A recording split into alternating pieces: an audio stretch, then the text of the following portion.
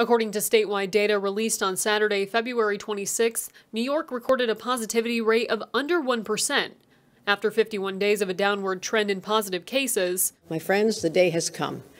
Today we are going to be announcing that we'll be lifting the statewide mask requirement in schools, and that'll be effective this Wednesday, March 2nd. And the mandate isn't limited to children in school settings. And that includes children who are in child care centers ages 2 and up who are covered right now. According to Hochul, 70% of the population right now lives in an area that's considered low to medium risk. Like the majority of the state, Steuben County officials say they're seeing a sharp decline in COVID cases. We're averaging, on the 7-day rolling average, we're averaging about 17 cases a day, which is far less. At our peak, we were over 300 a day. If a county, city, or town starts to experience a higher rate of transmission, we will allow them the flexibility to determine what's best for their county. We would encourage them to take a look at this and follow the CDC. Between herd immunity, vaccination rates, and pandemic-related precautions, at this time, we definitely have reached a point where we are at probably our most normal point in the entirety of the pandemic. And some parents may be wondering if they should continue masking their child in school. There's no harm in wearing a mask. It's really just, can it be done,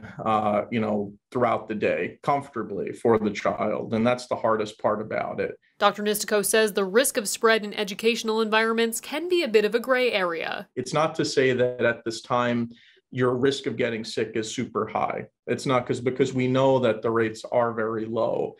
But I think that it really depends on the environment you're looking at. For the time being, local officials are keeping an eye on coronavirus numbers and working with health experts to decide what's best for the community. Really trying to figure out what's happening, because that's the number one concern is hospitals with this and the severity of disease. For Arnett Health, I'm Lexi Cutmore.